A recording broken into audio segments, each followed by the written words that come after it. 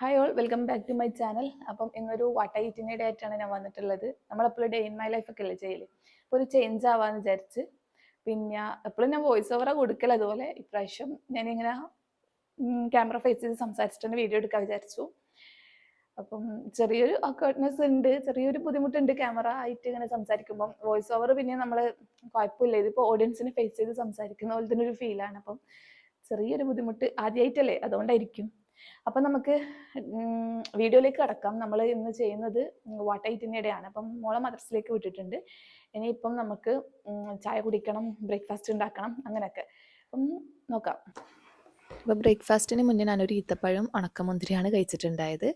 ഇനിയിപ്പം നമുക്ക് ബ്രേക്ക്ഫാസ്റ്റ് ഉണ്ടാക്കാം. ഞാൻ ജസ്റ്റ് ഒന്ന് റെസിപ്പി കാണിച്ചു തരാം. അപ്പോൾ ഇന്ന് യാതൊരു പ്ലാനും ഇല്ലാണ്ട് എഴുന്നേറ്റൊരു ദിവസമാണ്. ബ്രേക്ക്ഫാസ്റ്റ് എന്ത് ഉണ്ടാക്കണം അങ്ങനെ ഒരു ഐഡിയ ഒന്നും ഇല്ല. തലേന്ന് ഞാൻ ഭയങ്കര എക്സോസ്റ്റഡ് ആയിരുന്നു. അതുകൊണ്ട് ഉമ്മാനോട് ജസ്റ്റ് അരി കുതിർക്കാൻ പറഞ്ഞിട്ടുണ്ടായിന്. അപ്പോൾ ഉമ്മ വിട്ടുപോയി. അപ്പോൾ ഇനിയിപ്പം രാവിലെ എഴുന്നേറ്റിട്ടാണ് ചിന്തിക്കുന്നത് ഇനി എന്ത് ബ്രേക്ക്ഫാസ്റ്റ് ഉണ്ടാക്കുന്നു. അപ്പോൾ തലേന്നത്തെ കുറച്ച് ചപ്പാത്തി ഉണ്ട്, അതിൻ്റെ കൂടെ കുറച്ച് ചപ്പാത്തി മാവും ഉണ്ട്. എല്ലാം കൂടെ വെച്ചിട്ട് ചപ്പാത്തി തന്നെ ആക്കാന്നുള്ള ഒരു പ്ലാനായി. പിന്നെ കറിയും ഉണ്ട് കുറച്ച്. അപ്പോൾ അത് വെച്ച് അഡ്ജസ്റ്റ് ചെയ്യാൻ വിചാരിച്ചു. കറി എത്താത്തവർക്ക് ഓംലെറ്റ് ഉണ്ടാക്കുക അങ്ങനെയൊക്കെ വിചാരിക്കുന്നു. അപ്പം സ്കൂളിലേക്ക് മോൾക്ക് ആദ്യം ലഞ്ച് ഉണ്ടാക്കണം. അതിൽ ചപ്പാത്തി റോളാണ് ഉണ്ടാക്കുന്നത്. അത് എപ്പോഴും അങ്ങനെ തന്നെ, ലെഫ്റ്റ് ഓവർ ചപ്പാത്തി ഉണ്ടെങ്കിൽ അത് റോളാക്കിയിട്ട് കൊടുക്കൽ തന്നെയാണ് അധികം ചെയ്യൽ.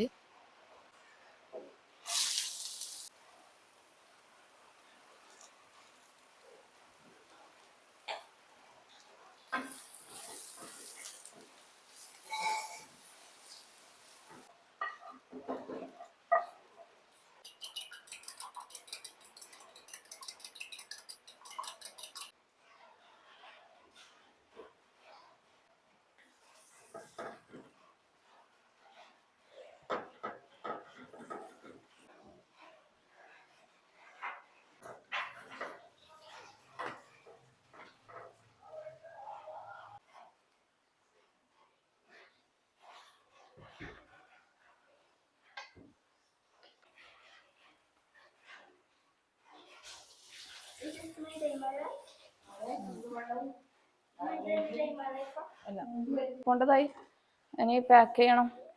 ടിഫിൻ എടുത്തിട്ട് കുപ്പിയും വെള്ളമില്ലാക്കണം.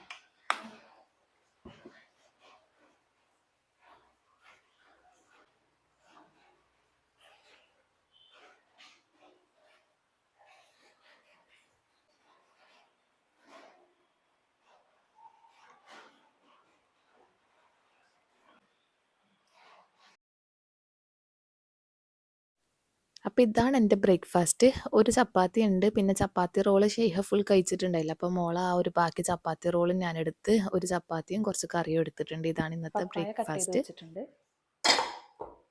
പിന്നെ ഫിഷ് കറിക്കുള്ള ഉള്ളി തക്കാളി, പിന്നെ വെണ്ടക്ക വറവ് ഉണ്ടാക്കാൻ വേണ്ടിയിട്ടുള്ള വെണ്ടക്ക കട്ട് ചെയ്ത് വെച്ചിട്ടുണ്ട്. അപ്പോൾ ആദ്യം തന്നെ നമുക്കൊന്ന് വെണ്ടക്ക വറുക്കാം.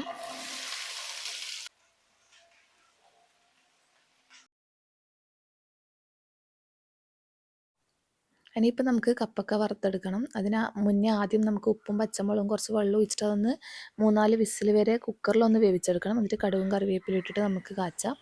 അപ്പം കപ്പക്ക വറുത്തതും റെഡിയാവും. അതിനിടയിൽ എനിക്ക് ഫിഷ് കട്ട് ചെയ്യാനുണ്ട്. അതുകൊണ്ടാണ് വെജിറ്റബിൾസ് രണ്ടും ആദ്യം ഞാൻ അടുപ്പിലേക്ക് കയറ്റിയത്. അപ്പോൾ അത് കുക്കായി വരുമ്പോഴത്തേക്ക് നമുക്ക് ഫിഷ് കട്ട് ചെയ്തെടുക്കാം. എന്നിട്ട് ഫിഷ് കറിയും ഫിഷ് ഫ്രൈയും ഉണ്ടാക്കണം. അപ്പോൾ ഈ ഒരു ഫിഷ് ആദ്യം തോല് പൊളിച്ചിട്ട് കൊണ്ടുവന്നിട്ടുള്ളത്. അതുകൊണ്ട് ഇതിൻ്റെ കണ്ണിൻ്റെ ആ ഒരു ഭാഗം മാത്രം റിമൂവ് ചെയ്യേണ്ട ആവശ്യമുള്ളൂ. എനിക്കതിൻ്റെ ആ കണ്ണിൻ്റെ ആ ഭാഗം കാണുമ്പോൾ ഭയങ്കര ഒരു വൃത്തികേടായിട്ട് ഫീൽ ചെയ്യും. എനിക്ക് ചില ഫിഷൊന്നും ഒരു നീറ്റില്ലെങ്കിൽ തിന്നാൻ തോന്നില്ല. അപ്പോൾ എൻ്റെ കണ്ണും കാര്യങ്ങളൊക്കെ കളഞ്ഞിട്ട് അതിനൊന്ന് വൃത്തിയാക്കി എടുത്തിട്ടുണ്ട്. പിന്നെ കറി വെക്കേണ്ട ഫിഷിലേക്ക് ഉപ്പും പൊരിക്കേണ്ട ഫിഷിലേക്ക് ഉപ്പും മുളകും പെരക്കണം.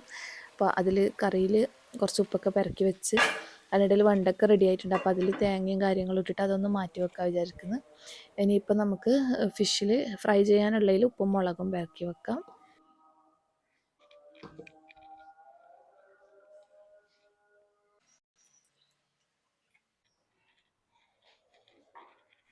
അടിപൊളി ഈസി ആയിട്ടുള്ളൊരു മീൻകറി റെസിപ്പിയാണ്. ആദ്യം വെളിച്ചെണ്ണ ഒഴിക്കുക, എന്നിട്ട് ഉള്ളി തക്കാളി പച്ചമുളകൊക്കെ ഇട്ടൊന്ന് വഴറ്റുക. എന്നിട്ട് നമുക്കിതിലേക്ക് തേങ്ങേൻ്റെ അരപ്പുണ്ടാക്കി ഒഴിക്കുക. തേങ്ങ പിന്നെ മീനിന് എത്രയാണോ മുളകും മല്ലിയൊക്കെ നിങ്ങൾ സാധാരണ ചേർക്കൽ അതേ അളവിൽ മുളക്, മല്ലിപ്പൊടി, മഞ്ഞൾപ്പൊടിയൊക്കെ ചേർത്ത് കൊടുക്കുക. പിന്നെ പെരുംജീരകം ഇട്ട് കൊടുക്കുക. എന്നിട്ട് ഇത് നന്നായിട്ട് വെള്ളം ഒഴിച്ചിട്ട് അരച്ചെടുക്കണം. ഈ അരച്ച അരപ്പ് നമ്മൾ ഈ ഉള്ളി, തക്കാളി, പച്ചമുളക് വഴറ്റിയിട്ടില്ലേ അതിലേക്ക് ഒഴിച്ചു കൊടുക്കും. എന്നിട്ട് മിക്സി കഴുകിയിട്ട് കുറച്ചും കൂടെ വെള്ളം ഒഴിച്ചു കൊടുക്കുക. അപ്പം ആ വെള്ളവും എല്ലാം കൂടെ ഒന്ന് നന്നായിട്ട് തിളച്ച് വരണം.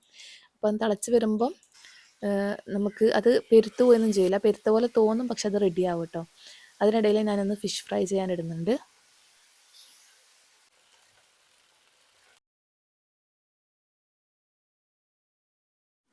ഇതിങ്ങനെ തിളച്ച് വെള്ളം വേറെ തേങ്ങ വേറെ നിൽക്കുമ്പോൾ നിങ്ങൾക്ക് ടെൻഷൻ ആവേണ്ട ആവശ്യമൊന്നുമില്ല. ഒന്ന് ഇളക്കി കൊടുത്തു കഴിഞ്ഞാൽ റെഡി ആയിക്കോളും. പിന്നെ ഫിഷും കൂടി ഇടുമ്പോഴത്തേക്ക് സെറ്റാണ്.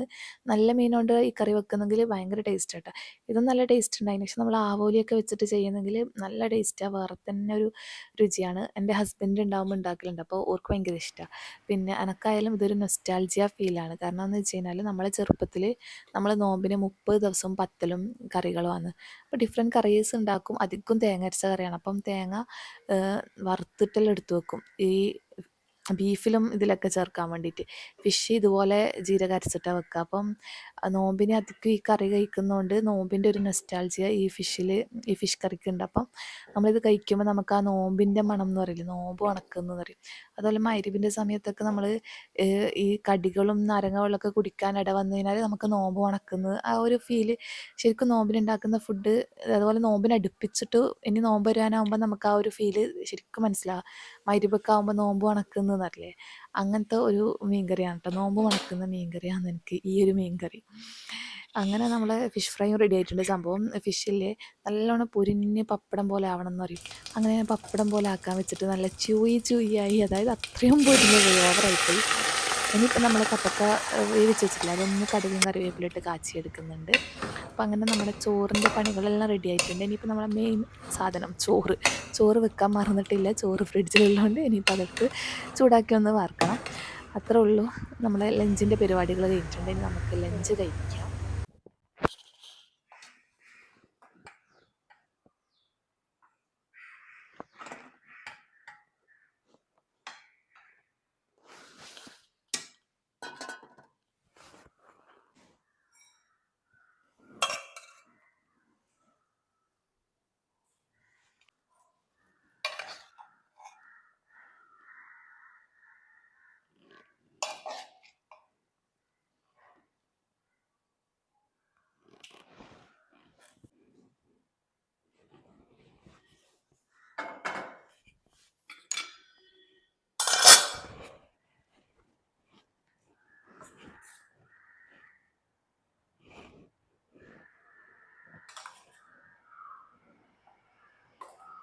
അപ്പോൾ ഇതിനിടയിൽ ഞാൻ ഉച്ചക്ക് ഇതാണ് കഴിച്ചിട്ടുള്ളത്, ചോറും വറവുകളും മീൻകറിയും മീൻ പൊരിച്ചൊക്കെ.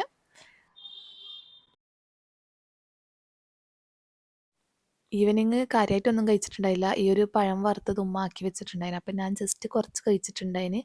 അപ്പം ഫോണൊക്കെ എഡിറ്റ് ചെയ്യാനോ ആക്കാനൊക്കെ ഇരുന്നിട്ട് അങ്ങനെ ചായ കൂടി അതിൽ മിസ്സായിപ്പോയി. ഇനിയിപ്പം ഡിന്നർ ഉണ്ടാക്കണം. ഡിന്നറിൽ ചിക്കൻ ഫ്രൈയും പത്തലുമാണ്. അപ്പോൾ ചിക്കൻ ഫ്രൈ എൻ്റെ ഒരു സ്പെഷ്യൽ റെസിപ്പിയാണ്. നോക്കാം, വെളുത്തുള്ളി, ഇഞ്ചി, പച്ചമുളക്, സവാള, പിന്നെ പെരുംജീരകം ആഡ് ചെയ്ത് കൊടുക്കുന്നുണ്ട്. പിന്നെ പൊടികളും ഇതിലേക്ക് തന്നെ ഇടുന്നതാണ്. മുളക് പൊടിയും കുരുമുളക് പൊടിയും ഗരം മസാലയും പിന്നെ നമ്മൾ ഉപ്പും ഇതിലേക്ക് തന്നെ ഇട്ടിട്ട് ഞാൻ മൊത്തത്തിൽ അടിച്ചെടുക്കുന്നതാണ്. പിന്നെ ചിക്കൻ ഫ്രൈക്ക് നല്ലൊരു റെസ്റ്റോറൻറ്റ് സ്റ്റൈൽ സ്മെല്ല് വരാൻ വേണ്ടിയിട്ട് ഞാനിതിലേക്ക് കുറച്ച് കസൂരി മേത്തി ചേർത്ത് കൊടുക്കുന്നുണ്ട്. അപ്പം കുറച്ച് വെള്ളം കൂടെ ആഡ് ചെയ്തിട്ട് ഒരു പേസ്റ്റ് രൂപത്തിൽ നമുക്കിതൊന്ന് അരച്ചെടുക്കാം. ഇതിപ്പോൾ ചിക്കനിൽ തേച്ച് പിടിപ്പിച്ചിട്ട് നന്നായിട്ടൊന്ന് റെസ്റ്റ് ചെയ്യാൻ വെക്കുന്നുണ്ട്. അത്ര ടൈമൊന്നുമില്ല, എന്നാലും പത്തിൽ ചുട്ടെടുക്കുന്ന ആ ഒരു ടൈം വരെ അതൊന്ന് ഉപ്പും മസാലയൊക്കെ ചിക്കനിൽ പിടിച്ചോട്ടെ എന്ന് വിചാരിച്ച്. സംഭവം കുറച്ചധികമായി നമ്മൾ ചിക്കൻ ഫ്രൈ ചെയ്യാതെ എന്തെങ്കിലും കറിയോ വരട്ടിയതോ ഒക്കെയാണ് ഉണ്ടാക്കൽ. അപ്പോൾ അതുകൊണ്ട് പിന്നെ കുറച്ചധികം തന്നെ ചിക്കൻ ഫ്രൈ ചെയ്യാനാക്കിയിട്ട് എടുത്തിട്ടുണ്ട്. പിന്നെ 2 ദിവസത്തേക്കുള്ളതാണിത്. മസാല വരക്കി എടുത്ത് വെച്ച് കഴിഞ്ഞാൽ പിറ്റേന്നും പൊരിക്കാമല്ലോ, അങ്ങനെ വിചാരിച്ചിട്ട് ഒന്നിച്ച് മസാല വരക്കിയതാണ്. അപ്പോൾ ഇനി നമുക്ക് ചിക്കൻ ഫ്രൈ ചെയ്തെടുക്കാം.